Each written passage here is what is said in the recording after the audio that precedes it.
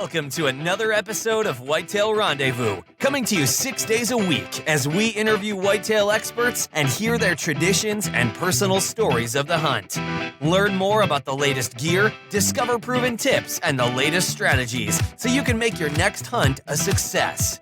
Now, here's your host, Bruce Hutchin.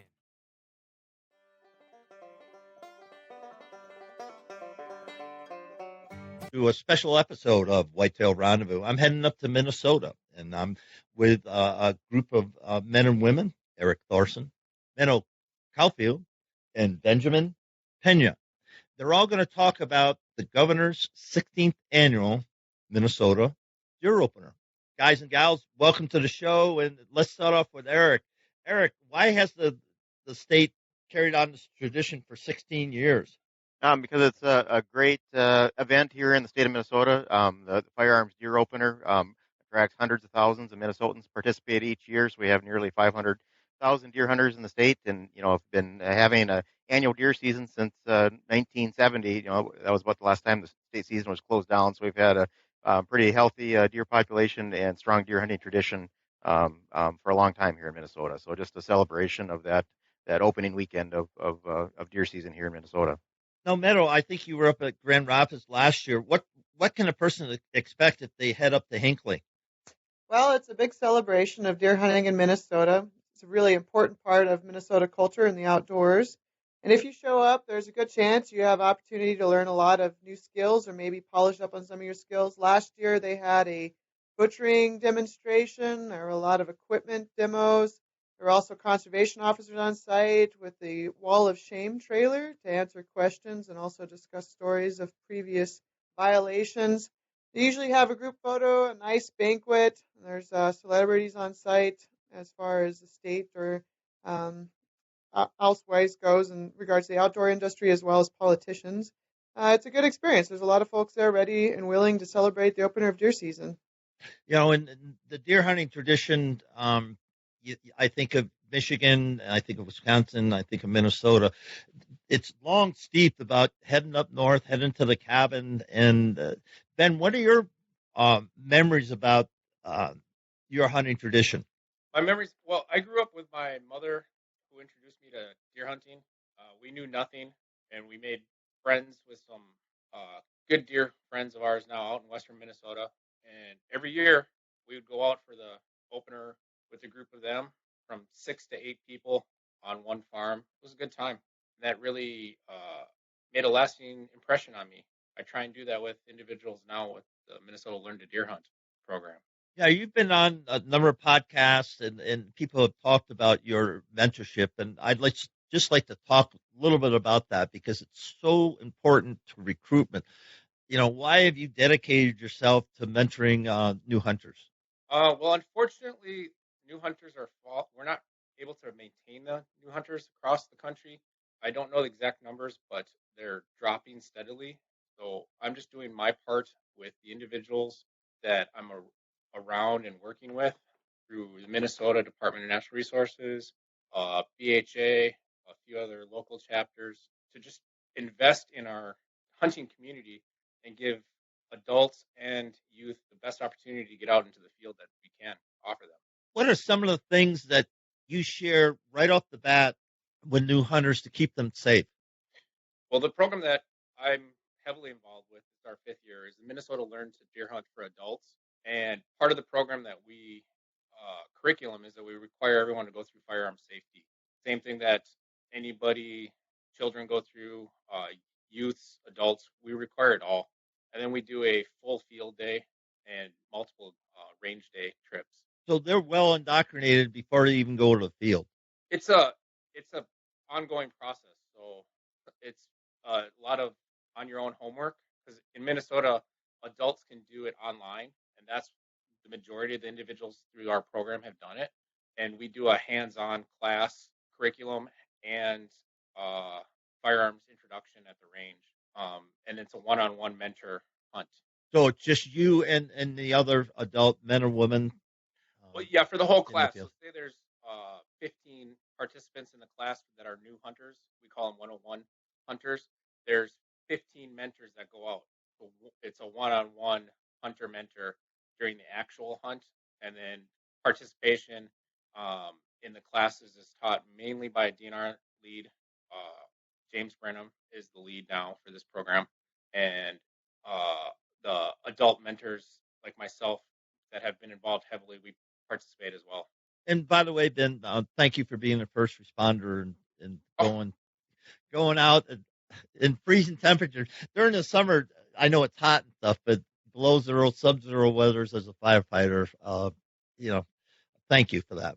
Oh, thank you.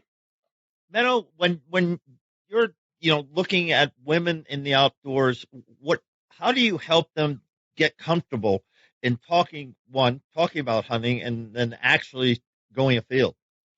Well, they've got to show interest on their own. It certainly has to be something that comes from within. They can't be pushed by somebody. Maybe if they don't have an interest, it's not really worth pushing them because you could make people uncomfortable, anyone uncomfortable, much less just women. But, one of the things I talk about is the experience and being out, and a lot of women are attracted to the sport by the increased opportunity to spend time with family and develop memories with family, and then also spend time outdoors. And then also, a lot of them are motivated by food, and they're interested in the food aspect. But as far as getting them to go actually out in the field, programs like Ben's, or the ones that Ben's involved with, these multiple course and sequence programs that develop competency and then also develop a social support aspect, gives them more confidence to the point where they will feel comfortable and confident in their mentor and their ability to go out in the field and eventually by themselves. And so there's that. It's tough to find somebody that is interested in learning.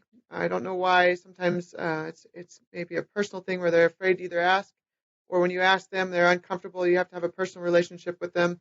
And then the next step to actually get them out in the field is building their confidence and maintaining that interest in a positive way. And so there are several stages of getting them to that point, but you certainly, like Ben mentioned, you just can't pick somebody up and put them out in the field, regardless of their sex. You got to kind of build their interest and confidence and then get them out there. I don't know if that answers your question, but very well. Let's talk about one real important thing, sure, Bruce, that I didn't hear Meadow say. Being raised and introduced to hunting from my mother, and one thing that I've learned with adults and children, you have to keep it fun. Yeah. And you have to make sure that if they're not having fun, or read some signals as a mentor, if they're cold, if they're those little cues, change something up or take a break. Yep. You can't do I'm going to sit out here for 18 hours and freeze, Yep. and I can't move or talk. That just doesn't work anymore. Right. You gotta make it fun for sure. Keep them warm, keep them comfortable, ask the right questions. Ben said cues. A lot of times people won't be honest about being miserable, and that is very important. Thank you, Ben. And one thing that I learned early on with my son or sons and my grandchildren, we started off antelope hunting. Antelope hunting typically is fair weather. 2, you see a lot of game. You see hundreds of head of antelope. And 3, spot and stalk and run and gun and all the different techniques that we use for them, keeps them engaged the whole day, so that at night, they're worn out, but they want to go back out and drive the truck. They're 12 years old and you're on the ranch and they're driving the truck, and the whole experience is fun. And I would just echo that. Your thoughts, Eric? Yeah, Minnesota DNR has really been trying to increase the opportunities related to youth hunters and, new adult hunters as well. So we have this coming weekend, we have a youth firearms deer season, an early season, a 4-day hunt in southeastern Minnesota, northwestern Minnesota. So we have about 5,000 youth that participate in that annually, trying to get them hooked on hunting. We're looking to expand that season elsewhere in the state here in the near future. And you also have a number of special youth hunts around the state and special opportunities for youth to spend time with their parent or guardian or adult mentor and have a good experience in hunting. Usually when it's a little warmer in October rather than the November deer opener. But we are it's a big priority of the state to bring up the next generation of deer hunters here in the state because they are the ultimate conservationists. So they're important for a variety of reasons. Well, it is October 11th, and you do have a cold front coming your way, so I don't know how it's going to work out. Yeah, we have some good tracking snow on the ground right now, about an inch or so outside my office. So So it's going to be, keeping it fun is going to be the hallmark. Eric, let's stay right with you, and let's talk about the different regions and the hunter density in those regions. yeah, we have a lot of deer hunters. We've been lucky in the state to maintain kind of participation when other states have been slipping. We have such a strong tradition here. So we have, as I mentioned, nearly 500,000 deer hunters in the state, and it's the woods is pretty crowded, especially in the prime deer areas for the firearms opener. We have upwards of 12 deer hunters per square mile, in a lot of permit areas in the prime areas. But if you are willing to hunt during the week or the second weekend or go archery hunting or muzzleloader hunting, there's much less pressure during those seasons. And encourage people to take advantage of and spend more days in the field and maybe try a different weapon. So there are some great opportunities, but we do have a lot of hunters in the state, and you will see a lot of orange, especially on the opening weekend. But it's a great camaraderie too, and a lot of big deer camps, and that's part of it too, to spend time with friends and family on that opening weekend. But a lot of different opportunities throughout the state. What's the overall hunter success? For our firearms deer seasons, last year about 35% success. Of hunters harvested one or more deer. We have pretty liberal regulations here in the state. Bow hunters were upwards of 20% success, and muzzleloader hunters were just a bit below that. It's generally late season, cold, snowy conditions, so it's a little and tough. And deer have been hunted for a few months already, so a little bit more skittish and don't move quite as much. So, but really good success, and we do have a growing deer population here in the state, and pretty healthy statewide. So lots of good opportunities, and hunters can expect to see deer, and we do have a pretty liberal season this year too. So will be able to pull the trigger when they do see a deer as well. You said your population is trending upwards. What's your best guess or census of the Minnesota deer herd? We generate population estimates based on individual deer permit areas across the state, and we have about 130 of those, and it varies widely. I think statewide we're right around 1 million animals or so, but we manage on a much smaller scale, and the population has trended upwards, especially in the northern half of the state, since we had hard back-to-back winters in 2013 and 14, which has a significant effect on the deer population, and so our populations have been growing since then in northern Minnesota. Mano, where do you like to hunt in Minnesota? Well, I'm in northern Minnesota, and I don't really have opportunities to travel south, which, obviously our success rate probably would increase down there. But I hunt somewhere different every year. I know people that have sat in the same tree for 20 years, but I've hunted all over northern Minnesota in several different units, and I usually find somewhere extremely ambitious to sit or take my climber into. And, I've been lucky here and there, but I really don't have a single spot that I've gone back to, just because I like to experience different areas, and I'm just kind of a wanderluster like that. But I do like hunting around the Grand Rapids area, especially north of Grand Rapids. It's really pretty there. The deer densities aren't as high, but there's still a good chance for success. And so I do like to hunt in the Grand Rapids area. One of these days, I've got a bucket list to hunt out of the Boundary Waters. When my daughter's a little older, maybe she can come with me. But I definitely want to hunt the Boundary Waters before freeze up. That is ambitious. I hunted moose there, so we killed a moose out of a canoe. I think I can do a deer. Heck yeah! If you took a moose out of there, and folks, just look at a map and look how huge that piece of property is. I don't know how to explain it, but it's wild. It's wild country, accessible, and by if you see canoe. one, it might be a good one, because I've seen some pretty good bucks there while scouting for moose. Ben, your thoughts about where you like to hunt?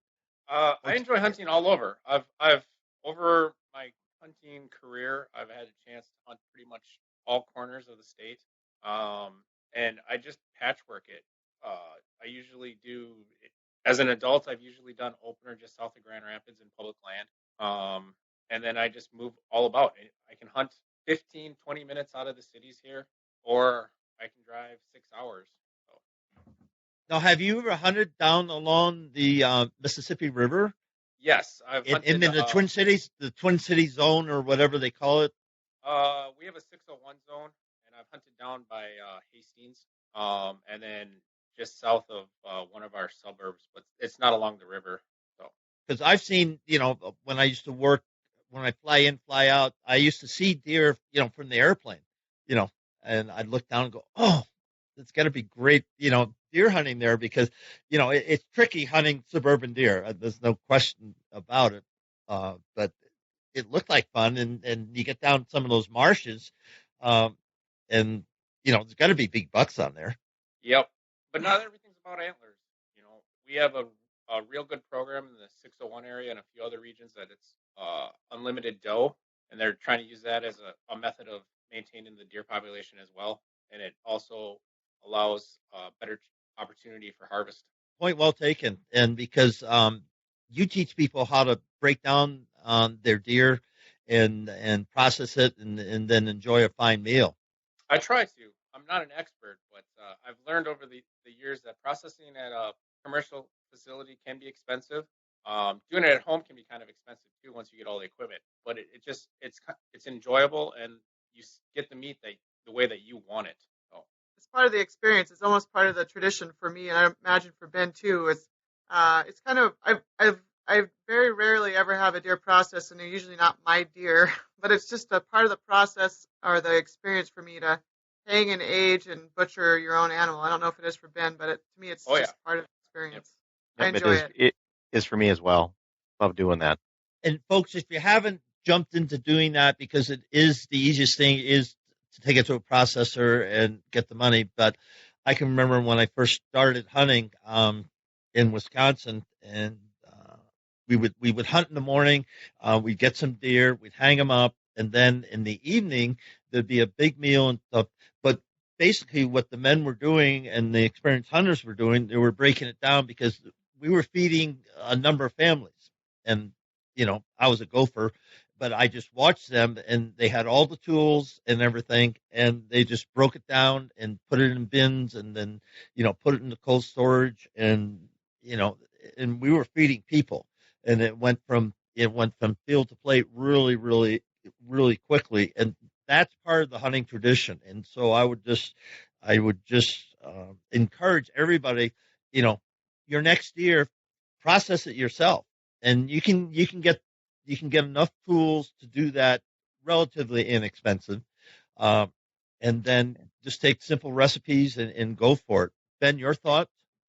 That's I think it's really important to know how to process your own animal because it completes the circle. Taking the time to learn the proper methods to get out into the field and the proper methods of providing a meal from what you harvested and the giving the thanks and you will probably end up teaching people in the process of every aspect of that, and it rounds it out. It's a very It, personal thing. Go ahead. and it's also a pretty important skill for a modern deer hunter as well, especially if they're traveling to different states to be able to process a deer, either quarter it or bone it out, just to meet the carcass import restrictions related to disease. Yes. Especially concerns with chronic wasting disease. I know we just have a video you posted on our website about quartering deer for hunters, so they're not transporting carcasses and potentially spreading disease around the country or within the state. So it's an important skill for all hunters to master. And on that note, it also it makes it cleaner and gives hunters a better image. So if you're traveling across the state or across the country, you don't have a big carcass hanging out where people might get upset by that or turned off. You can fit one or two deer in a modern size cooler, no problem. You save space in a vehicle, maybe travel in a smaller vehicle, make it more efficient. Not that I do that. I do all the processing that I can. I do have a larger vehicle, but um, it just gives us a better image when you're flying across the country or traveling. Menno, you had a good post from Shane Mahoney about taking pictures on your Facebook page. You want to address that, please? Well, I won't go into too much detail about some of the images I've seen this year, but there are ones that I find highly concerning in regards to the way the animal is portrayed or the way that, maybe the animal is not necessarily cleanly killed and then it's shown. These are images that bother me as a hunter, but I can guarantee non-hunters and anti-hunters are really affected by those images. And so, like Shane discusses in the Boone and Crockett page, It's really important for hunters to be respectful of the game themselves, but also when you're putting those images out there, you are representing everybody that hunts, and you are representing the future of hunting is basically writing on the image that you're portraying, and it's a very big responsibility in that regard. And so, one of the things that I encourage people, and I'm kind of maybe anal or annoying about, is taking really good photos of game that's been cleaned up to the best of your ability in a respectful manner that portrays the animal and yourself, but not necessarily a grip and grin as we would call, but something that kind of tells a story, maybe the site or location, or maybe your rifle or the equipment you use to harvest the animal, as well as yourself and maybe hunting partners, but not making it all about the kill, not making it all about the grip and grin and the bloody photos. Those are really quite detrimental. And, they've always been there, but now that we have social media and the internet, and those images are permanent, they are out there forever, and anybody can grab them and save them, whether it's a screenshot or whatever. Those photos, if you put something like that out there, it really is damaging to our images as hunters and, basically the future of hunting. I grew up in California. I was there when Prop 97 went through, when mountain lion hunting was banned. And I remember watching the video footage of a lion being killed in a poor manner, and how that footage was used basically as ammunition towards the elimination of lion hunting in California, because it was very emotional, and it touched on those emotional strings of people, and that emotion was what got them out to vote. And it can happen to any game species. If hunters continue to portray a negative image, whether they mean to or not, is not good for any of us. And certainly, it just takes a little extra thought to take a good photo if you're going to share it with the world. And I highly encourage that. And it can be done. I guarantee it. Yeah, and Tony Bynum, he's the president of POMA, Professional Outdoor Media Association, and he's a world-class photographer. And, just Google Tony or anybody that Ron Spooner. I'm just trying to think of the top of my head. There's guys that have put together great little courses, or, hey, this is a good way to tuck the feet underneath, and you just take handing weights with you, all these little tricks. Yeah. And photos tell the story now. In journalism today, in the digital age, the photo tells the story, and the words just connect the pictures. That's it. People don't want to read more than 2 minutes, and they really they don't want to watch more than 2 minutes. And so, in order to get your message across, you got to think of it as a tidy package. An Instagram post, so a few words, and it's tough, but it can be done. And I think it's really important that we all look at photos that we admire, or like you said, look at photographers that are professional photographers, and look at what it is that they're doing and emulate it, so that you can get similar results. And then also, like you said, tell the story in a respectful manner that is visually appealing. Eric, your thoughts? Yeah, I would agree. And not always, you don't always need to have an animal in the picture, a dead animal. A lot of it's about the experience. Show, like my son, I had him on a mentored deer hunt last year. He's sitting in the stand and he's reading a book while he's waiting. So some neat photos like that, or something about the experience. So people, we as hunters understand it's more than just about harvesting an animal. It's about the whole experience and the camaraderie and being outdoors. So kind of tell the story and talk about the broader experience and take photos of your time outdoors. Let's switch it up a little bit and talk about what the DNR is doing for CWD and EHD. Yeah, we have not had any recorded EHD cases in the state, something that we are continuing to look out for. I know our neighboring states have had EHD outbreaks and, as a concern, but we have not had issues here in the state. Chronic wasting disease is another matter. We've been pretty aggressive with our management related to CWD. We currently have 3 captive cervid facilities here in the state that have had recently had animals that tested positive for CWD. So we're doing surveillance testing of wild deer, hunter harvested deer around those facilities right now. And then also in southeastern Minnesota, one small area, we have wild deer that have some chronic wasting disease in the population. We're trying to actively sample those deer and manage that outbreak, and hopefully we can stamp it out before it gets established. We're also looking at neighboring states that have more of a CWD issue, like in northeastern Iowa, close to our border, and western Wisconsin. And so those are also threats that we're concerned about. But that's one of the main concerns that we have as deer managers here in the state is a threat of chronic wasting disease. Now, Ben, when you're mentoring people, what do you tell them if they're hunting in areas that in Minnesota that are known to the possibility of CWD exists, as far as how to handle the meat and eat the meat? Eating the meat really isn't a problem. It's good to be educated about it, but I don't think that there's ever been a case of transmission from CWD to humans. I could be wrong on that. I haven't heard of any.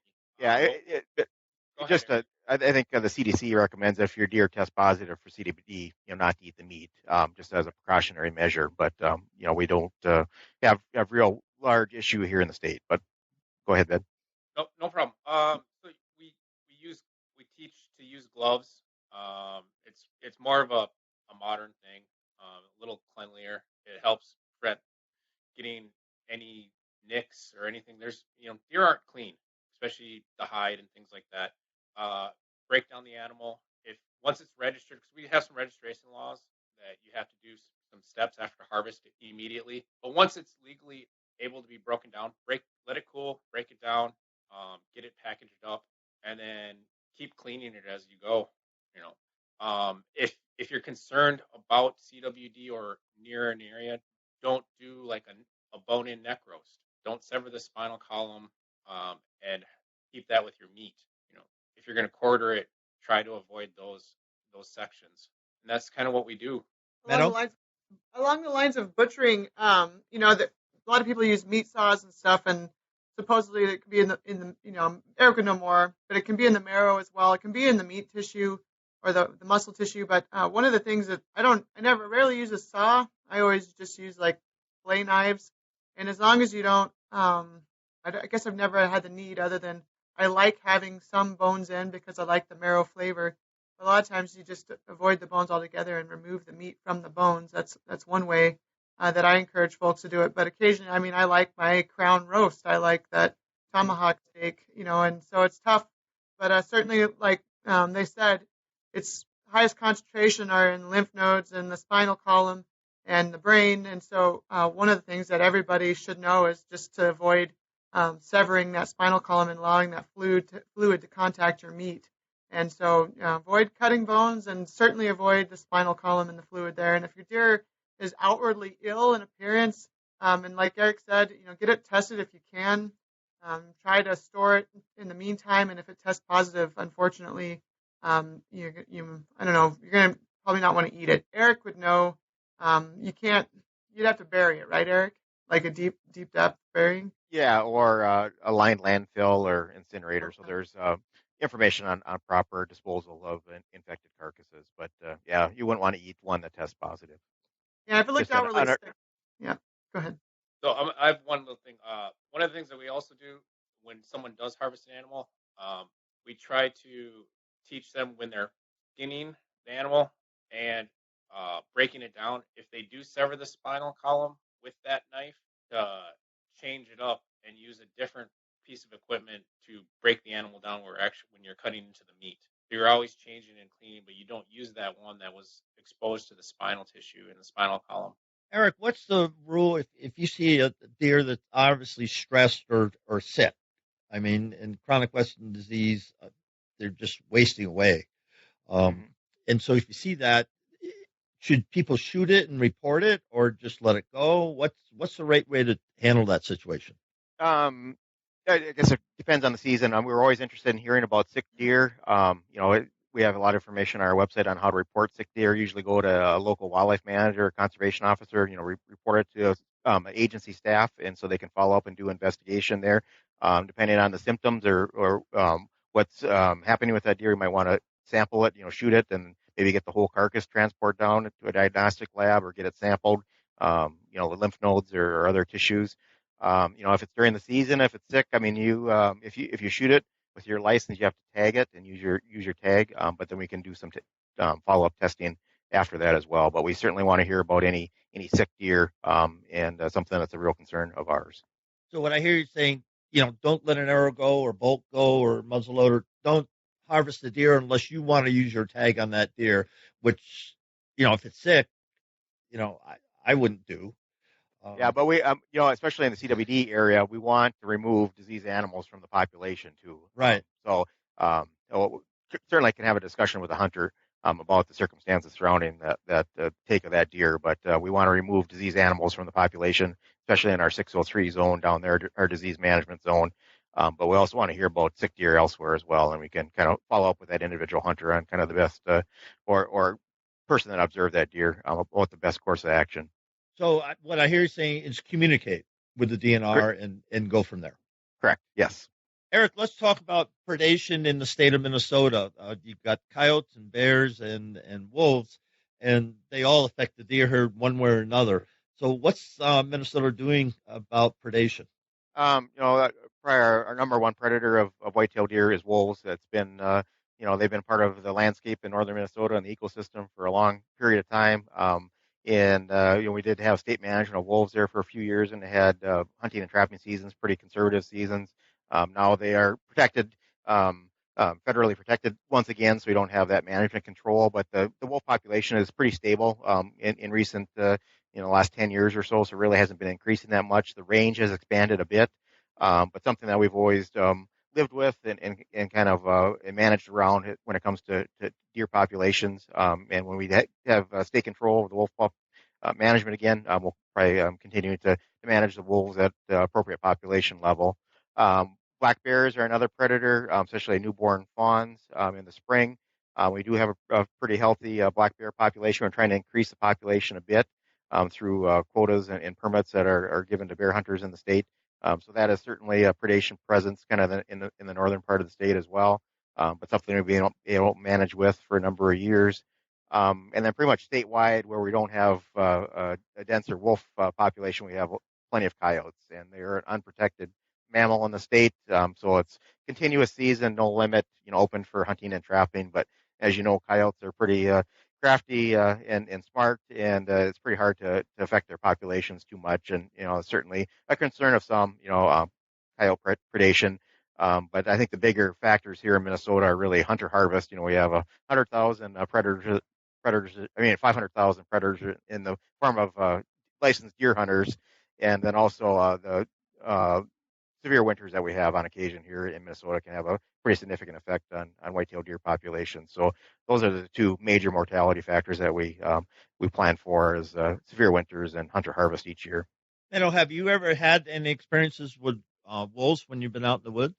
Yeah, I actually participated in 2 of the 3 years for the wolf hunt and trapping season, and I was successful during trapping season 1 year. So that's kind of, where I used to live up by Big Fork, and they were on the driveway every 5 to 6 days. It's kind of when they move through, and, they're there always. And I've never had a negative interaction with dogs. I do have gun dogs, but I'm pretty, use common sense and keep the dogs within hearing and yelling distance when I'm hunting them. And outside of that, I see them occasionally during deer season. I know, usually at least one person in our camp sees a wolf during deer season, and they're there. And like I mentioned earlier, they've always been here in northern Minnesota. They've never disappeared or were extirpated from our state. And I think people in northern Minnesota are quite tolerant of them. And my personal experience, they haven't been an issue. And I've just use common sense and be aware of the risks associated with them when you're running dogs.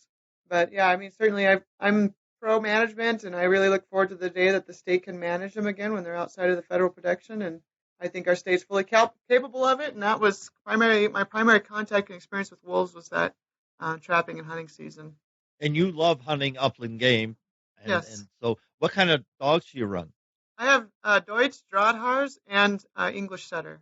And so, those dogs are, the Drahthaars are pretty substantially sized dogs. But, they certainly would have issue. I've yet to have a bad encounter with wolves with dogs on the ground. I know other folks that have, and, wolves will try and kill dogs because they're perceived as competition, just like they kill coyotes. And, I haven't had an issue yet. And, knock on wood, but I use common sense, and I don't let my dogs range too far. And the few times that they have gotten too far away, I do worry. But again, it's using common sense in the woods. So far, it's done well for me. Ben, your thoughts? They're a part of our natural, I don't know the right term, ecology.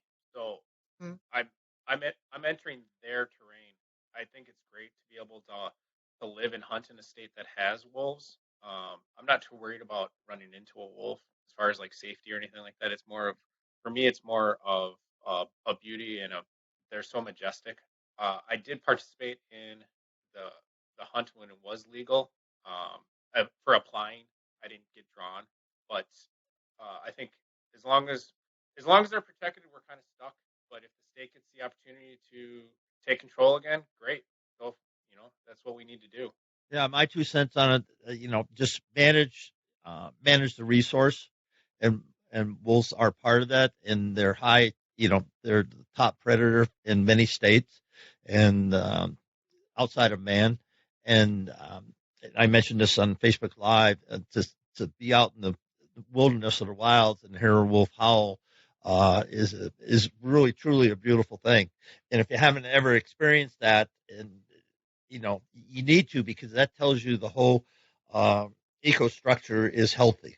It's a healthy ecostructure because all the predators and all the animals that they prey on and so forth, they're all there. And so that means that there's good things going on in the woods. Non-scientific explanation, but I think it's cool. Eric, let's talk about the whitetail plan for the state of Minnesota to keep your herd stable in some areas, increasing in other areas. What's the state's plan? Yeah, actually, we just finalized the state's first ever whitetail deer management plan. It's a kind of a statewide strategic plan, so kind of big picture items, kind of on directing how we should use our resources and what kind of activities you should be involved with over the next 10 years. But it's the first time we've developed a plan such as that. In the past, we've always managed deer populations in the smaller deer management area or permit area scale. So we have 130 of those throughout the state of Minnesota, and so this is the first kind of overarching plan that we've had in the state. And one of the things that's components of the plan that's got quite a bit of attention is we have a deer harvest target of 200,000 deer annually. And so we'll try to maintain that or kind of um, get meet that goal kind of over a 3-year kind of running average. Um, Understanding that deer populations fluctuate with winter weather and other conditions, but that's one of the components that's got a fair amount of attention and might be the only plan in the country that has a deer harvest objective in it. Menno, how's the DNR doing in Minnesota managing the deer herd? Well, they're doing an excellent job, in my opinion. The pendulum swings because the Department of Natural Resources in Minnesota takes into account public interest. And so when they do have a deer planning seasons, basically every couple of years they have a deer plan that they develop, they do take public input. And so some of those decision-making processes are based off of what the individuals with interest in that particular area want to see. And so the previous plan, they wanted to reduce the population, the local input did, and now they want it to increase. And so, to some extent, the Department of Natural Resources, there is a pendulum swing in management structure. Every year they change their management. It's adaptive management, which is what you'd expect or hope for under a sound management or game management system. So there is some pendulum swing, but a lot of that has to do with public interest or public input. And so it's not necessarily based strictly off of biological carrying capacity. There is a fair amount of public interest the Department of Natural Resources does, and in a big part that adds to public ownership of the resource. The Department of Natural Resources in Minnesota firmly stands by the fact that they are basically the stewards of the resources for the state, the state citizens, and so it's not necessarily a closed door policy with the Department of Natural Resources here in Minnesota. And so in that regard, I'm a wildlife biologist. I instruct in natural resources sciences here at Itasca Community College.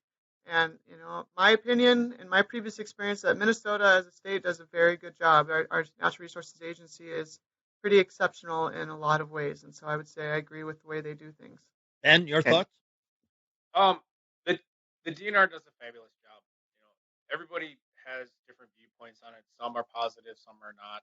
I hear both sides of it, but like myself working with them with a close relationship over the last 5 years in the Learn to Hunt program and paying attention to what our state does versus things that happen in other states, hunting and traveling. I try and pay attention to that. Minnesota does a fabulous job. This last deer plan, they did an excellent. I feel they did an excellent job by incorporating public input and giving the opportunity for the public to address things over the course of this management plan that they've had, working with citizens, groups like Minnesota Deer Hunters Association, maybe some park input, because deer aren't there just to be hunted. They're there to be a part of the park landscape. So when you go to a state park, you can possibly see some deer. There's hunters and non-hunters that put money into it. So it's all of our property, and the DNR is doing a wonderful job with the deer population and all the populations under their control in Minnesota. Eric, you were going to say something? Yeah, I just going to mention that we have population goals for local areas, these deer permit areas, and so that those population goals are set by a stakeholder team with public input.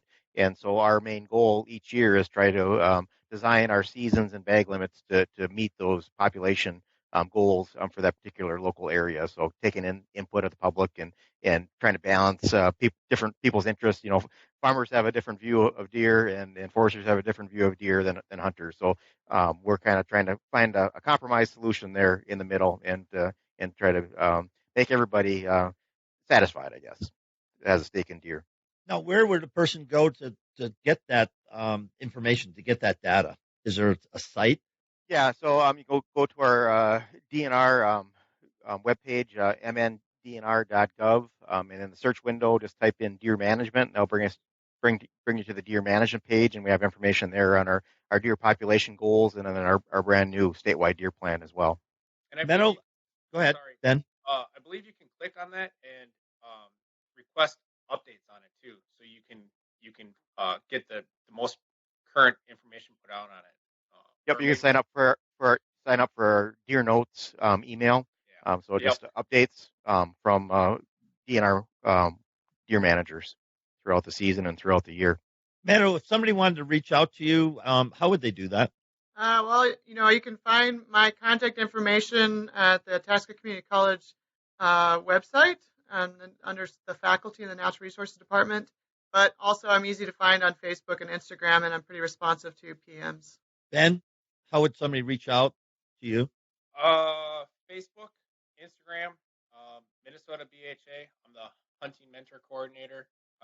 Minnesota DNR. I'm for the adult learn to deer hunt. I'm one of the lead mentors, so I'm easily found. One last question: what do you wish you knew 5 or 10 years ago that you know now in regards to hunting? I wish I would have started. Go ahead. Go ahead, Meadow. Well, on a broader scale of things, I wish I would have started putting in for preference points and draws in other states to take full advantage of the amazing resources we have in North America. That's pretty broad. That's a really good point. That's a great point, because in Colorado, there's some places 21 years just to get a Unit 2 elk tag.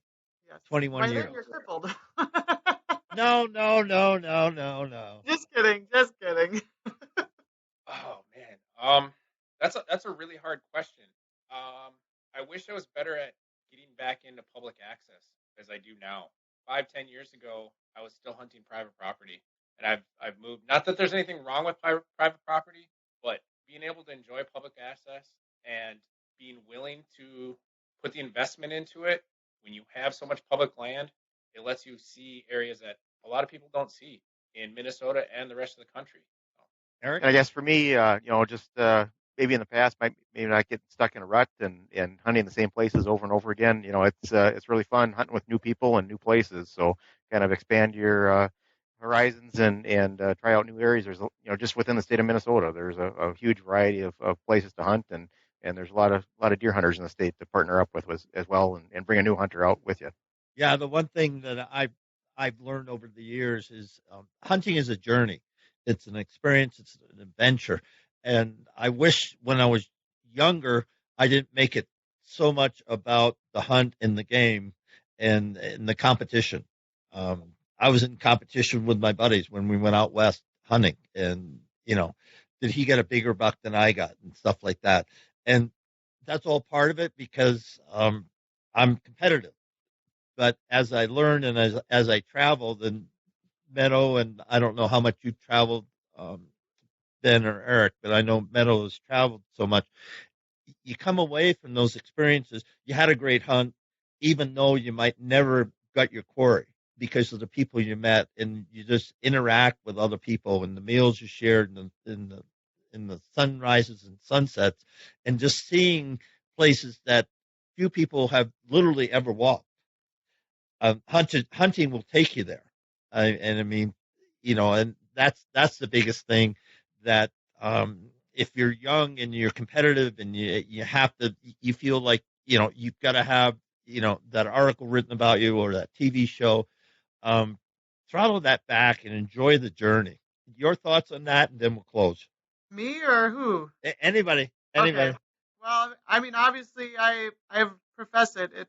Hunting's taken me to some of the most amazing places on other continents and here in North America, and it has also brought me closer to some of the most amazing people I've ever met, and some folks that will stick with me the rest of my life and my mind and my memory, and also as friends. And like you said, hunting is a journey. It takes you on great adventures, and it enriches my life beyond any other way I could imagine. It's memories. And don't be afraid of what they call tag soup. One of my most recent trip was to an island in Alaska. Had opportunities. I goofed up. Didn't come home with anything. We caught one fish. But it was an awesome DIY hunt, and we met some individuals that made it like just spectacular, and it's great. And that's what it's all about because it was a hunting effort. Just thinking back, sometimes it's hard to get out of the house when it's blowing and cold and snowy or raining outside, but I've never regretted once going out hunting or getting outdoors. And so just get out there, and there's a lot to be learned and some great experiences to be had. So just get outdoors and do it. Well, Ben and Meadow and Eric, on behalf of hundreds of thousands of listeners of Whitetail Rendezvous, thank you for being part of the 16th annual Minnesota Governor's Deer Hunting Kickoff. And, look forward to, getting to know you guys better. I hope we meet at ATA or show someplace down the line, and we can say hello and spend some time together. Sounds good. Look forward to it. Thank you. Thank you for the opportunity.